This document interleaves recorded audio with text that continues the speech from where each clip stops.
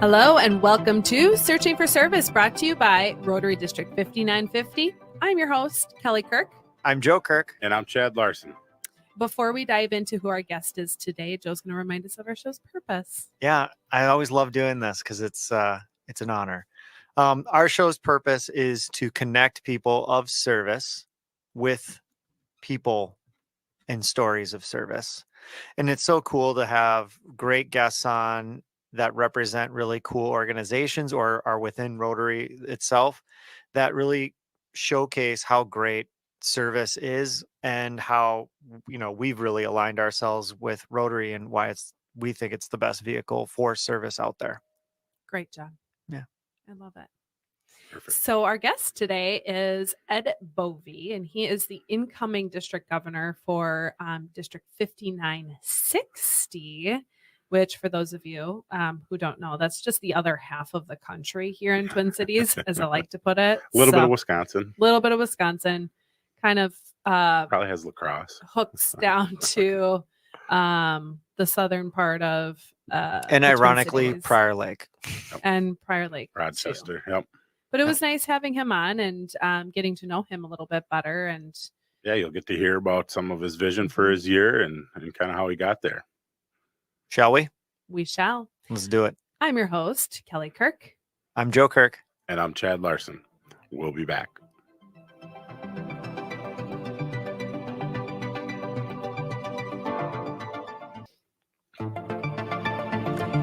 Hello and welcome back to Searching for Service, brought to you by Rotary District 5950. I'm your host, Kelly Kirk. I'm Joe Kirk. And I'm Chad Larson. Before we dive into who our guest is today in studio, Chad is going to remind us of our show's sponsor. We want to thank Russell Hampton Company for sponsoring the show. They're the #1 printer for Rotary swag and gear in the country. If you're watching online, you can see some of the things they sent us, from a cutting board to some of the tumblers. But if you need some Rotary gear printed, check them out, russellhampton.com. Beautiful. Thank you for that. So today it's always nice when we have somebody in studio as our guest. We have Ed Boeve, who is the district governor-elect for 5960. So this upcoming July is when you will become officially the district governor. Dum, dum, dum, dum. But he also, yeah. I bet. And he also served as the past president of Stillwater Sunrise Rotary Club for the years 2021 and 2022. Welcome. Thank you for having me. We are so happy to have you. Let's take just a moment to have our listeners get to know you a little bit. So, where are you from originally? I grew up in a very small farming community in the very southwest corner of Minnesota. If people know where Laverne, Minnesota is. Oh, yeah. I grew- I know where do. Laverne is. Grew up Yeah. southwest of that. Oh! Yeah. So I went to school, college, with an individual that grew up in that area too. So I think Laverne is where he lived. I was going to but say past boyfriend. No, it wasn't. It was not. Individual, I'm sure. No, it was not. But St. Mary's University is a very small college, so you get to know individuals very easily. So stop. So awkward. So awkward. All right. And so how long have you been living here in the Twin Cities? In Stillwater, too. We moved to Stillwater in 1986. So we lived here a long time. That's a great town. Yeah. It is. Wonderful town. Where do you guys meet for your club meetings? We meet at the St. Croix Event Center. Oh, yeah. Which is near the bowling alley. If Yeah. people know where the bowling alley is in Stillwater. Yeah. Yeah, no, I should know, but I'm not aware. So when did you officially join Rotary? I became a member of Rotary in 1997. I like to tell people that I actually became a Rotarian in about 2016. So Okay. there's about 20 years of attending meetings and paying dues. Okay. And then officially, like, all right, this is my Yeah. jam. Maybe talk a little bit more about that. Yeah. Like, so what was it? Just a little bit more of a loose experience? While I was working, Mhm. I was the CEO of a nonprofit and spending 50 to 60 hours a week at work. And so the Rotary membership was frankly part of my responsibility to be part of the community. And so I was there um, with more selfish motivation maybe than service at that time, even though we did service too. Yeah. Mm-hmm. And That's then interesting. I mean, I think that that's just what happens in life, right? Like we're just pulled by other forces so hard that, you know, sometimes we're like, well, this seems to be an obligation versus, you know, something I really want to try to get into. And then maybe talk a little bit about when did the switch happen? Was it when you Yeah. did retire, or was it what before that? No, it was before that. In around 2015, 16, we became acquainted with an individual who was doing some work in Kenya, providing residential and educational support to some kids who had been orphaned by mostly tribal warfare in the northwest part of the country. And I'm not sure how, but I was drafted to put together a district grant proposal, maybe because I wrote a lot of those in my profession. Maybe it was just chance, I don't know. But I put together a district grant to install a water well in a remote area of northwest Kenya. And that was funded. And so then I was involved in securing support funding from other clubs within the district, and actually was able to take a trip to Kenya to help install the pump for that well. And that's, I guess, when I got hooked. So then pretty soon I was president, and then here I am. It seems like international travel seems to be a real big trigger for Rotarians to kind of take that next step. And, you know, and some do it really early through youth exchange. And then, you know, others, they do it through some level of a service project. But it really does seem to be a commonality amongst a lot of Rotarians that international travel kind of wakes them up to, wow, there's a lot to do. Yeah, there's a lot to do, but it also just broadens your perspective on perhaps the meaning of life, right? Maybe there's a better way to put it, but Like that was deep. I know. I'm trying to figure out the best way to put it. Maybe it just, you know, we get kind of locked into our bubbles here in the United States, you know, like our respective bubbles. Our Here's an Medina idea. bubble, our What was Stillwater it for bubble. you? Like, what was it about the international travel Yeah. that seemed to trigger you? Well, where we went was a very remote area, still mud huts, no vehicles besides the ones that we brought. And we have this perspective in our country of poverty and need. And I don't think we have any idea what that actually is. But the other part of that is that the people that we encountered were wonderful people and seemed happy to me. So the level of poverty also coupled with the level of happiness within the community, it just made me start to think about how I live my life. Yeah. And what true happiness really is. Yeah. That's very cool. And I think with Rotary too, you know, as you're talking about, you know, the international, you also see on a whole nother level what Rotary is doing on an international level, where, you know, at the club level, you hear it, but you don't see it as much. And that probably broadens you out a little bit too. And one of the issues that was really cool when we were there was that during that time in that area of the country, there was a drive on to immunize some kids against polio. And the way they did it there was they had trucks with people and flatbed kind of things, and they would have microphones and speakers and talking in Swahili, of course. So we didn't understand it, but they were trying to get people to bring their kids to get the immunization. And when they would be in the village, at least the village where we were, when they would immunize kids within a home, they would put a little strip of paint on here so that the other workers would know that that home was covered. And it was just really cool to see it. It was a Rotary thing in action. It was pretty cool. Wow. Yeah, that is really cool. So then after that, you became club president. You know, how did you make that leap, and what was that like? Well, it was an interesting experience. In our club, we do it, I think, the way you're supposed to. And then I was selected about a year and a half before my term started. Mhm. Some clubs do that, some don't. But our club did. And so there was a good prep period. It just happened by coincidence that the week that I was able to attend the North Central President-elect training, it was in Rochester, and it was in the week that the whole COVID thing was breaking. Wow. And I remember that there was discussion about whether the event should be held, because it was all in person then. And the decision was made to go ahead with it. A number of people chose not to attend, but I decided to. And so every morning we would get an update from a doctor from the Mayo Clinic about what was going on. And of course, nobody really knew anything about what was going on. But I think he just wanted us to feel better. And so by the end of that week, things were shutting down.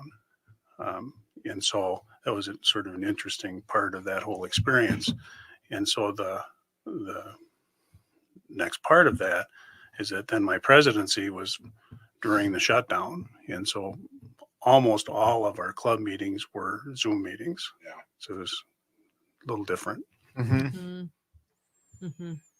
That's a tough time to step in as club president. Probably I had feel like we plans all and they're just open took door. a leap backwards into time, thinking through like what were we doing. Oh at my that gosh. time. Yeah. I was doing that mentally in my head, like I exactly remember where I was, what I was doing, and just how wild it was to have this whole commotion starting. Did you guys have a good adoption of the Zoom Really format? good. Really, Really good. good. Okay. Our attendance stayed about the same. Our club, of course, we were not able to do any fundraisers or anything, but I was really proud of our club in that we took the issue to the members. And the decision was that even though we weren't paying for our meals, which is part of the dues, that the members agreed to keep the dues at the same level. And then we used, frankly, that savings from not having to feed people to use as our donation money. So we were able to wow. maintain all of our projects and just keep things rolling, even though we weren't able to have a fundraiser. So it was really a cool thing. Very generous of our members. Yeah, What a great idea. It's actually really kind. Well, and I think too, like we focus so much on achievements and things that we do that we forget to really recognize how there were so many great leaders during COVID that kept things from falling down. Like, I mean, it could have so easily, especially with the demographics of what a lot of Rotary clubs look like. You got an older demographic of people that are just like, I don't want to adopt to this Zoom thing. I don't want to, we'll just give it up and we'll come back to it whenever we can. And so I think the leadership during that time was so important because it could have very easily blown Rotary apart. Just the way that it's set up. I mean, it was really primed to be impacted. It just shows how great the leadership within Rotary all over, but specifically what you just talked about with your club. So that's really great. Our district, I thought, also did a really smart thing in that early on in the process, there was some resource made available by Rotary International. And what our district did was made, I think it was $600 per club available in a one-time grant just for them to buy the technology to be able to host these what were hybrid meetings then. Our club actually still does hybrid meetings. Yeah. It's one benefit. Same. Not many benefits of the COVID pandemic, but one benefit is it forced us into the Zoom world as a group. And in my role now, I really appreciate that. Because like today, I have 4 meetings besides this, but they're all Zoom. And so I can do all of those from my home and people are just accustomed to that. Yeah. And it makes it much easier to do the job that I'm about to. Oh, sure. Saves the miles big time. Yeah. And just, it's so efficient. You just wouldn't Yeah. be able to schedule that way. And so either meetings wouldn't happen or there'd be a lot of windshield time. Yeah. Yeah. So for the role as district governor, how were you approached for that? Cornered in a hallway. Not far off. Yeah, we got a deal for I you. should say, I'm going to add why. How and why? Well, it was not something that was even on my radar. But once my tenure as the president was over, I thought it was just over. But there were a couple of members of our club, actually past district governors, who approached me and just said, I think you should think about this. I guess I ran a meeting. Okay. I don't know why. And maybe they approach everyone, and most people are wise enough to say, no, I don't know. No, and that's not true. But he's like, just, can you cut that out? but anyway, they encouraged me to just apply. And so I thought, well, yeah, I can apply because they'll never select me, because why would they? And so I went through the process and applied, and somehow I was selected. So I would say that these two people were mentors of mine in terms of the presidency, but then it was through their encouragement that I went through the process to apply for the position. Well, I know you're being really humble. Like, You what sure what are. do you feel like you really bring to the table for district governorship? Like, I mean, you seem like such a well-rounded person that you kind of have a lot of experience on a lot of different things. So I guess we'll see about that, won't we? Talk to me a year from now about this. I think that my skill set, I think my organizational skills are pretty decent. I spent over 30 years in a CEO position of a nonprofit. So I'm accustomed to working with boards and different groups of people. For example, I've been on the radio quite a few times. Might not show today, but I have. No, you're doing It's, wonderful. yeah, You are doing wonderful. And so being able to bring people together under a common purpose or cause, I think is something that I've been able to do, and I think I can do that.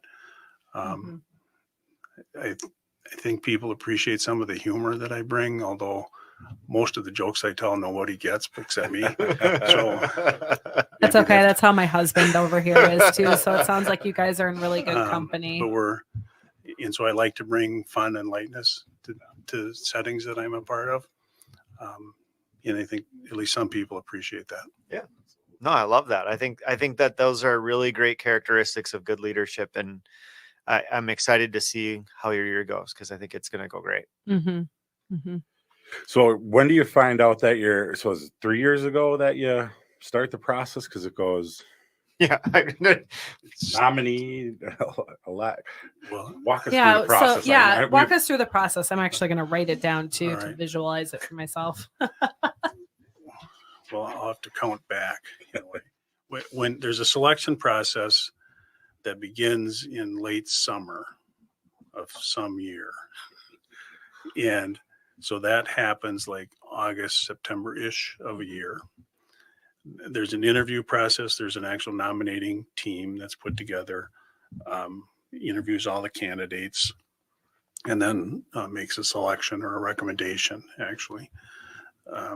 And so once that's done, that nominee is sent to all of the clubs of the district, and there's a period where clubs can object to that nominee.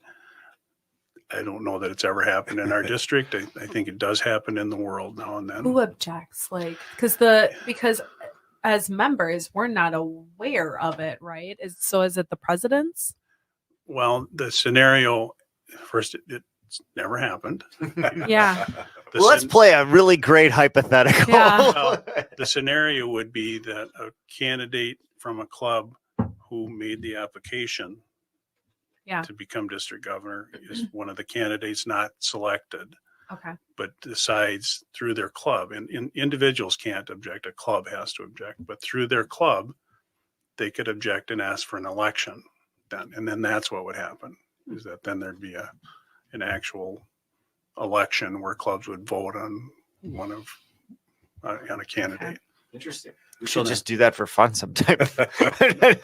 Wait a couple of years for that. And so anyway, then in the fall, that candidate is selected. They then become the district governor nominee designate. Yes, that's what it is. The designate. So then you go through that. Then on July 1 of each succeeding year, it moves up. So you're the designate initially, then you become the nominee, the next year the elect, and then the district governor. And then there actually are roles for past district governor up to 4. So it's about a 7-year overall commitment. Wow. I thought I was unaware of the 4 years after. For It's, some of I don't want to overstate it. You know, there are jobs and Yeah, you're on a no, I team and understand. different things Yeah. like that. But there are things that you're responsible to do. That's all Rotary has making a sense now. Rotary has a funny Yeah. way though of purposing you. Yeah. if you're available. Yeah. Okay. That's super helpful for me. I'm such a visual person. I had to write it out and Have the last couple of years flown by with all the, or does it kind of ramp up as you go? Well, there is some ramping up, but time has gone very fast. And the level of panic has just sort of increased where it's at kind of a pitch now. Yeah. what No going back now though. Yeah. Full steam ahead. So as you're a few months out now, what are some things that you are really looking forward to with this district governor role? Well, the thing I'm looking forward to most is actually getting out to all the clubs. I've been to a few, but that really is the current district governor's role, Yeah. is to make that connection. And I'm really looking forward to getting out, meeting people. There's so many wonderful Rotarians. They really are a great bunch of people. Mhm. And there are a lot of wonderful things happening within our communities that in the seat I'm in, I really have no idea about. Some clubs promote themselves, and so we find out about things. We know what's going on within our own community pretty much.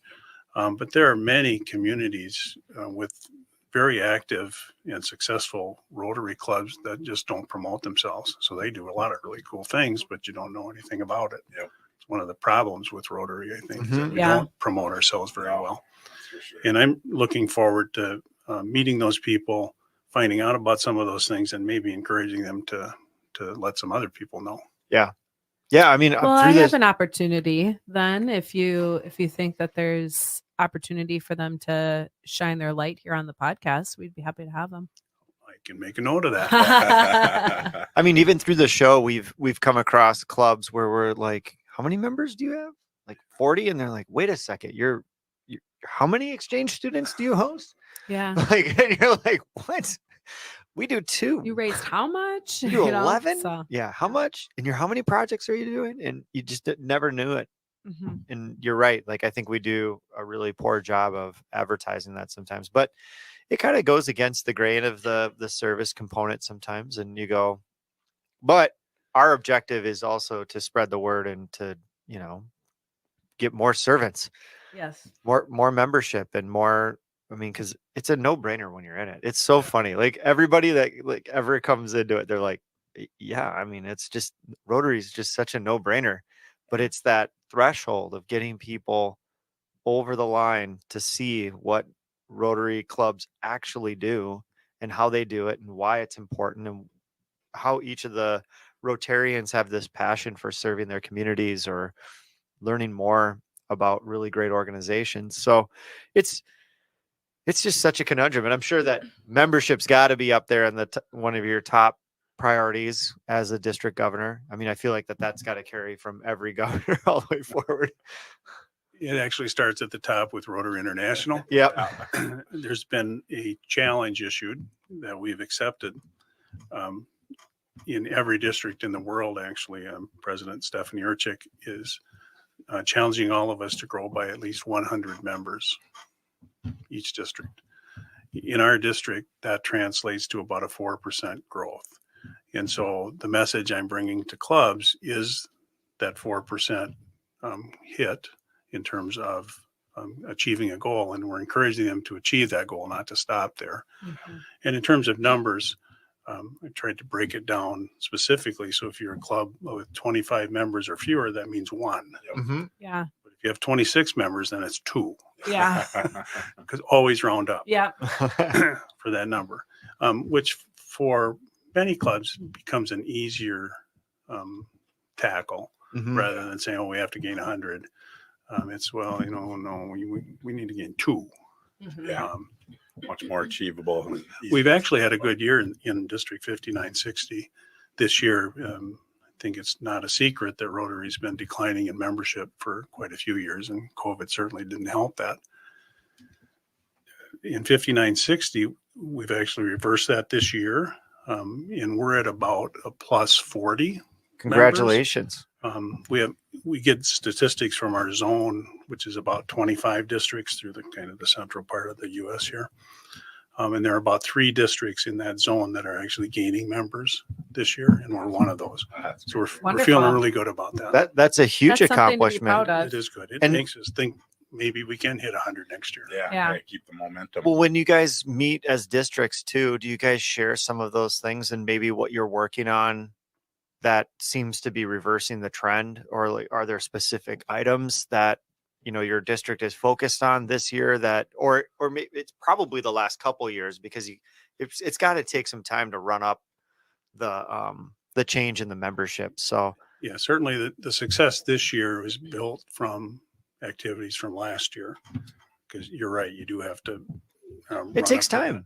time. Yeah, and there are monthly webinars, I guess I would call them, zone opportunity or Zoom opportunities that come from our zone that do focus on that very topic in terms of this particular club or this particular district is experiencing success. Why is that? And so there'll be a topic that's covered, and well, this is what we think. Why it's never one thing. Yeah. Sure. But anyway, so yeah, that is made available to clubs and districts. Yeah, I mean, this is such an interesting platform. It reaches clubs all over the world, and it'd be really interesting. I'm sure that there's a lot of districts out there that are going, "Hey, how did they do that?" Yeah.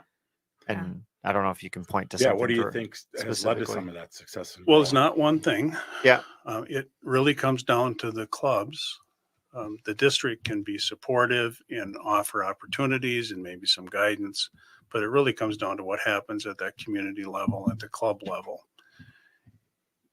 In our particular district, there are a couple of initiatives that have drawn some interest. Hosting the 2029 International Convention for Rotary has drawn a few people's interest here. We've had also a few clubs, or several clubs actually, who have looked at their categories of membership. My club happens to be one of them. We're one of the clubs that is showing some growth.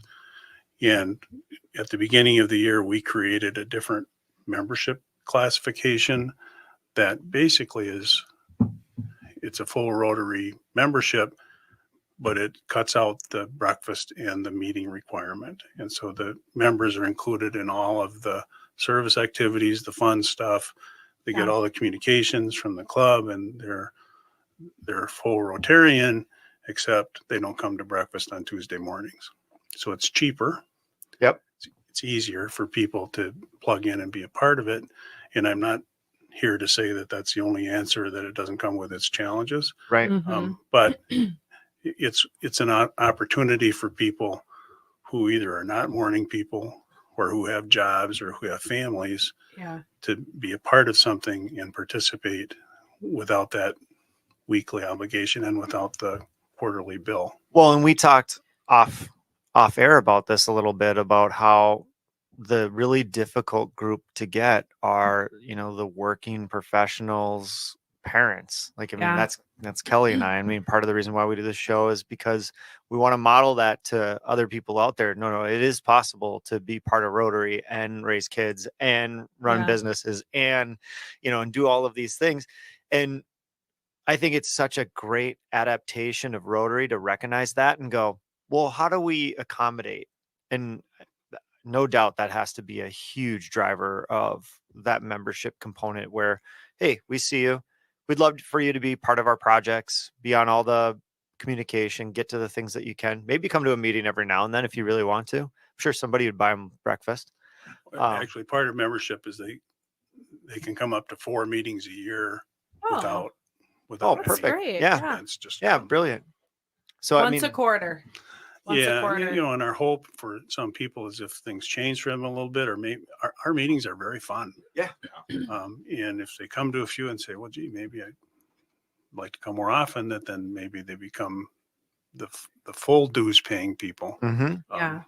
But there's Eventually, no requirement of that. right? No requirement there. It is funny you say that though. Like we talk about it all the time, Kelly and I. I mean, we've even spoken about it, Chad. Is like when you don't get your Tuesday morning startup, like your week just doesn't quite fit right. It is. It's. I didn't get Rotary strange. this week, and Yeah. it just yeah. It's strange.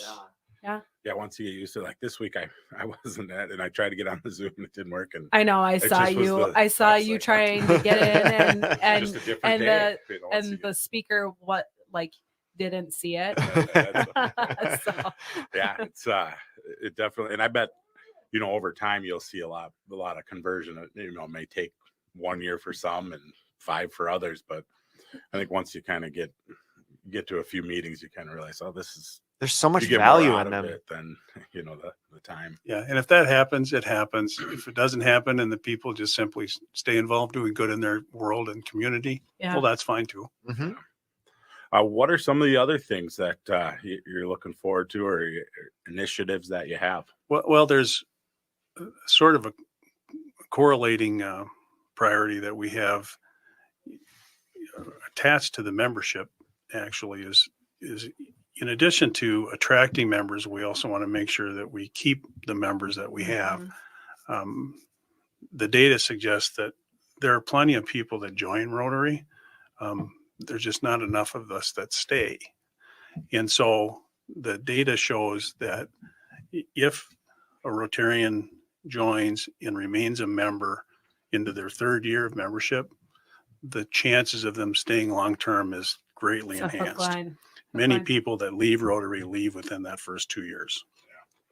And there are a variety of reasons for that I won't get into. But a priority for us is to pay some particular attention in our district to people in that circumstance. Mhm. And so we're still putting together our action plan in terms of exactly how to do that. But we have our foundation team involved in terms to figure out, in addition to membership, and our DE&I team also, to pay some special attention to people during that first 2 years of their membership to make sure that they're heard, make sure that they're engaged, and that they have fun as That's part of good. their experience. Mhm. And so that's a priority connected to the membership.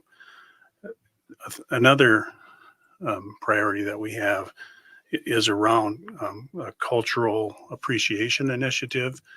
It's the way we're approaching it at the district level, our DE&I task. And we've charged that team with developing some opportunities for all of our members to have some experiences or have some exposure around people who are from different cultures than the typical Caucasian male. Yeah. And so that can go a lot of different directions. It could be an age deal, as we've talked about, where from a cultural appreciation, helping to understand people who are younger, since our demographic is pretty old, Mhm. that could be of benefit. We're actually having some engagement with some folks from some of the indigenous communities around that culture, helping to understand and appreciate that history, and a couple other things there that we're looking forward to that we hope will help us all understand better, but also might help us expose ourselves to folks from that different culture, and also expose folks from that culture to Rotary. Yep. Mhm. Hopefully develop partnerships, whether it results in membership or just some sort of a partnership that doesn't involve membership, that's all okay.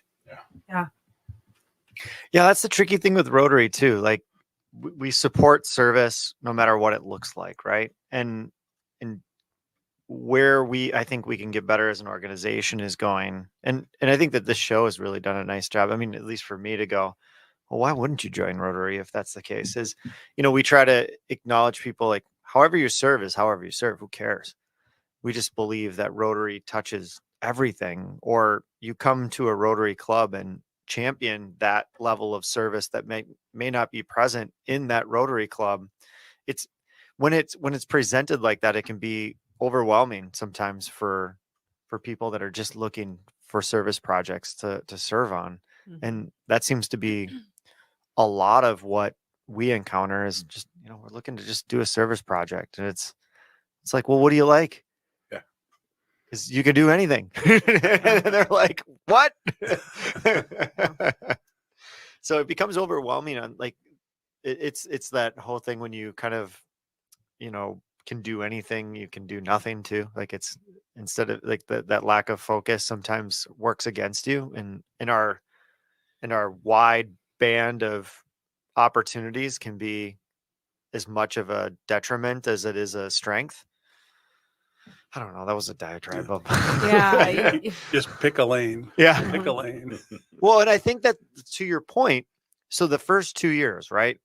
In that first 2 years, either people pick a lane or they don't. Like I really think that that's one of the things that happens in that first couple years is they'll get connected to a couple people that they really enjoy, and they do kind of similar service, or they get on a committee that they like, or they come in with something they want to champion, and then they rally a lot of club members around that. So it is really funny, because I bet you that if you went through a club and went, hey, tell me about how you serve, it's probably pretty narrow. Like it's, hey, I love doing highway cleanup and this, that, and the other thing, and serving doing that. And then there's somebody else that's like, oh, I love being in leadership. I love, like, it might be something to think through of going, in that first 2 years, we have to get them narrow instead of wide. Find some focus. Maybe did we just solve the problem on the show? So go pick up some trash along the road. It's one of my favorites. It's actually coming up. Yeah.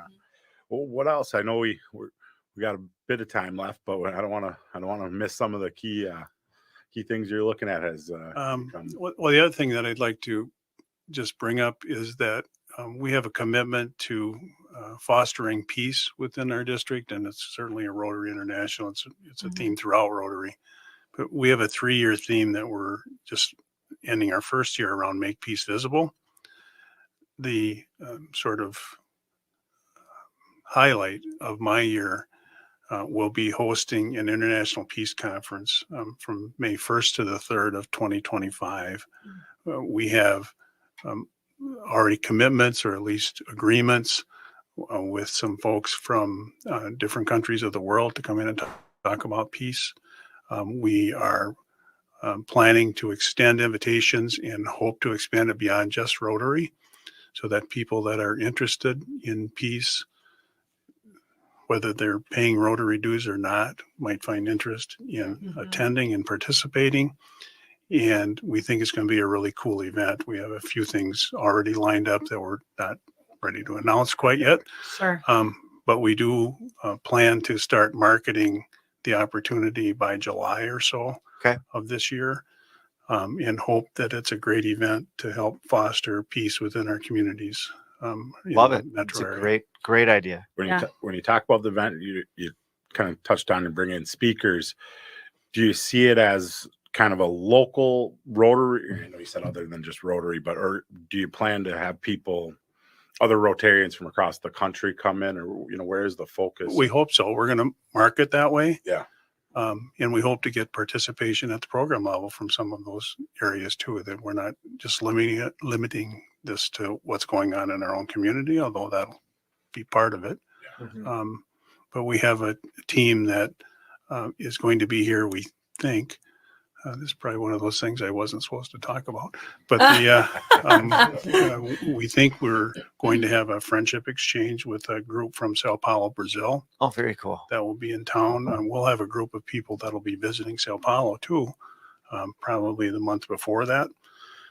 And so they're going to be here visiting, learning about what's going on here, but also helping us to understand what's going on in Brazil. in terms of peacekeeping, whether it's environmental or whatever it is that they Yeah. choose to talk about. So That'll be looking forward to exciting. it. Yeah. Maybe Yeah. you can get the international president-elect. He's going to be from Brisbane. Well, Mario's yes, from- so hopefully Mario. you can Yes, him who to- lived in White Bear Lake, actually, I heard that. as an, Oh, yeah, as an that's exchange right. student. I know. So a very cool thing. That we can't talk about that. I know that. I feel like you about went into it and then you're like, oh, No, Wait for July. Yeah. July. Out We'll of talk bounds. about that. well, Or we talk about it all. We just shelve this show until July. Yeah. well, we have Tom on, who is the aide to Stephanie. yeah. So we hear how busy and challenging the schedule can be. So I understand. And we can't talk about that Yeah, a yeah, lot. Yeah. That's definitely understand. Please Dang, don't dang. bring this up on the podcast, Dang, dang. okay? And we're like, got it, done. Got it. Well, so anything else kind of before we start to wrap up that you really want to highlight as you approach your year? I think we've covered it pretty well. I just am really excited for the year to start. There is a great team in place in our district, team leads and team members that are, I think, ready to roll and excited to go. And I'm excited to try to keep up with them. Very cool. That's really fun. One question we ask a lot of our guests that we haven't asked you, do you have a favorite service project that you've done with Rotary in your extended time? Roadside cleanup's kind of a cool thing. We do that too. A lot of Rotary clubs pick up Mhm. trash. I'm involved with our climate action team, and something that sort of down and dirty in our communities in Washington County, there is plans for curbside pickup of compost, but it's not in place. It's just keeps getting pushed out. And so our club about a year and a half ago, through the generous offer of one of our members, said that, well, if you bring your compost to meetings, we'll get it to a spike because there's a place you can take it in Matamidi. And so that started. And so people would bring their compost stuff, which isn't always the most pleasant stuff in the world. No, it's Yeah. the stuff that stinks. Winter is a lot better. Yeah. But that's happened on a weekly basis for a year and a half at least. And the person who collects it and delivers it also weighs it. And so at last count, I think we were up to a couple of tons of compostable material that was gathered and brought to the correct spot.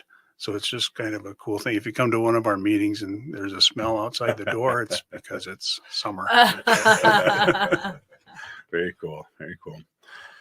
Well, any parting words as we wrap up here that you'd like to leave the listeners with? No, I'm good.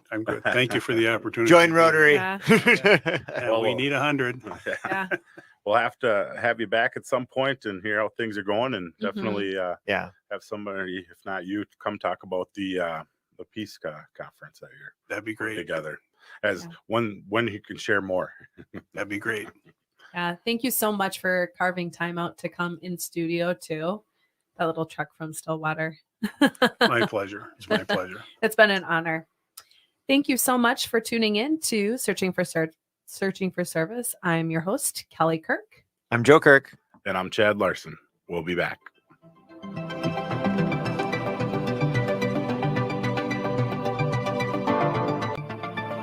Hello and welcome back to Searching for Service, brought to you by Rotary District 5950. I'm your host, Kelly Kirk. I'm Joe Kirk. And I'm Chad Larson. That was so nice, wasn't it? Always. Yeah, I enjoyed learning kind of about what he's got planned, and it was nice to kind of hear the focus and what they've done to grow membership as is always a focus for this show. I think what's also intriguing too is as we're hearing and learning and just having these conversations with these incoming district governors, or like as they're kind of in that succession, how it is that became true, a reality for them. And for him, it was just so interesting. He's like, I didn't necessarily ask for it, just all of a sudden, Yeah. And Said then you're kind yes. of doing this like, why me? But as we are learning too, it's just like, well, why not you? Yeah. You could, as we got to know him, you could hear the reason on his skill set and organization. And, Mhm. yeah, it was a good interview. I thought it was cool too. And I think something we're hearing, with non-traditional clubs, and then they have a secondary membership out there in Stillwater, which helped them grow through Yeah. tough times of not making somebody be all in. Yeah. As we talk about as younger Rotarians, that seems to be a big hurdle for people to think I got to do it every week. And that's pretty creative that they went with that shorter or lesser version to get people in. Yeah, smart, innovative. That's how you adapt and overcome. Yeah, that's for sure. It was also, I thought, kind of cool to hear he was kind of passive Rotarian for how long, Right. and then he'd flip the switch and he was all in. Yeah. And you guys know how it is. You say yes, and there's no turning back. But also, he told the story about how he really saw the impact over in Africa. And I don't know, that'll get anybody, I assume, without having been to a mission trip. Yeah, having that firsthand experience is obviously pretty eye-opening for any sort of individual. Yeah, it sounds like the travel is a key component to really activate, service and stewardship. And, sometimes you just need a change of perspective. And I think that's ultimately what that provides. And, I actually liked how he was a passive Rotarian for 10 years, because I bet you there's a lot of people that could really identify with that. Is like, my company made me join, or it was part of what they do. And then I got hooked later in life when I wasn't running kids around to hockey and sports and stuff like that. So it's okay that it's a maturation process when it comes to Rotary, and everybody's journey is a little bit different. And I think it'll be interesting to see what he focuses on for the year, because I know he was a little cagey on that, and that makes sense, because you don't want to rain on the parade of who's there already, and then you just want to protect what your initiatives are until it's your year. Well, we'll have to have him back to talk about the peace conference. The peace conference, coming up. So it gave us at least that nugget, which is I know going to be a big event in May of next year. So. Yeah, well, and nonetheless being held at Mystic. I mean, they are anticipating a large enough crowd, but I think that it'll be more. Given the location. So it was really wonderful having him on, and we hope you enjoyed listening and learning a little bit more about Ed. I'm your host, Kelly Kirk. I'm Joe Kirk. And I'm Chad Larson. As a reminder, it's time to stop searching and start serving. We'll see you next week.